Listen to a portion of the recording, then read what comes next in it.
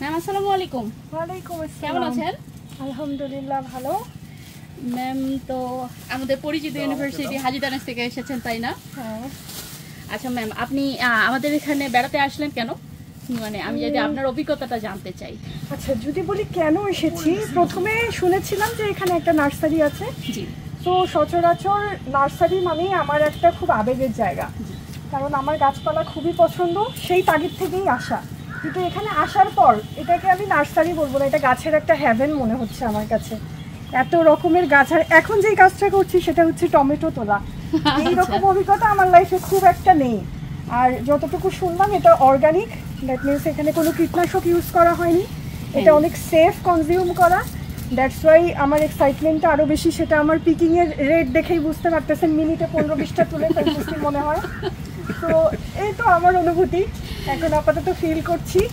আর আপনাদেরকে অসংখ্য ধন্যবাদ আমাকে এই সুযোগ করে দেওয়ার জন্য, এখানে আসার, প্লাস হচ্ছে এইভাবে ডিরেক্ট তুলতে পারতেছি। এটা সৌভাগ্য কয়জনের হয়, তাই না?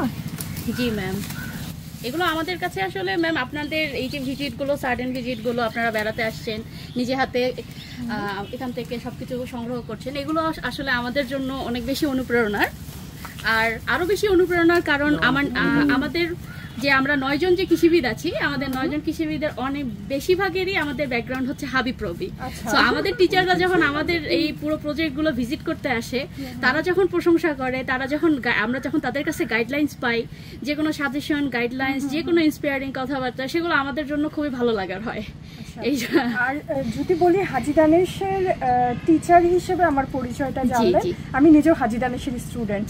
সো এখানে আসার পর এতজন হাবিপ্রবিয়ান এত বড় অর্গানাইজেশনের সাথে তারা অ্যাটাচড, এটা আমার জন্য অনেক প্রাউড ফিল করার মতো একটা মুভমেন্ট। অ্যান্ড হাজীদানেশ যেভাবে আগায় যাচ্ছে, তাতে মোটামুটি মানে আমি এতটুকু বলতে পারি যে এগ্রিকালচারিস্টদের মধ্যে অনেক ভালো একটা জায়গায় আপনারা আছেন, একটা অনেক রিনাউন্ড অর্গানাইজেশনে আছেন। আপনারা আরও অনেক এগিয়ে যান, রিসার্চের মাধ্যমে এগ্রিকালচারকে আরও অন্য একটা লেভেলে নিয়ে যাবেন, এই আশা রাখছি। আর সেটা হবে ইনশাল্লাহ, কারণ এখানে যেই পরিসরে আপনারা কাজ করছেন সেটা নির্দ্বিধায় অনেক প্রশংসার দাবিদার। Thank you so much ma'am, thank you so much sir. আমরা চেষ্টা করতেছি, আসলে আমরা আমাদের টিম ফর্ম করার চেষ্টা করতেছি।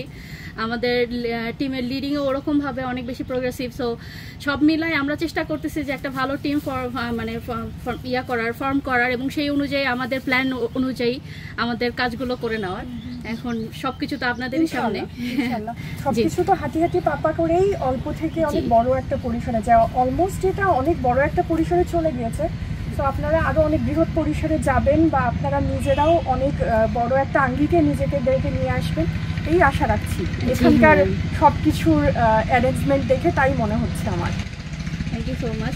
নাসিক আসলে নার্সারি বিজনেস থেকে অনেক দূর আগায় গেছে, মানে নার্সারি বিজনেসকে বিহাইন্ডে রেখেও আসলে অনেক দূর গেছে, কারণ নাসিক অনেক কিছুর সাথে কোলাবোরেট করে। শুধুমাত্র আমাদের একমাত্র কোর ইয়াই হচ্ছে ফোকাস নার্সারি বিজনেস না, আমরা আসলে অনেক বেশি কিছু নিয়ে কাজ করি, রিসার্চ ডেভেলপমেন্ট, তারপর ফার্মার ট্রেনিংস, সব কিছু নিয়েই আমরা কাজ করি। আমাদের জন্য শুভকামনা রাখবেন আর আমাদেরকে অনুপ্রেরণা দিবেন প্লিজ। অবশ্যই অবশ্যই, অনেক শুভকামনা থাকতো।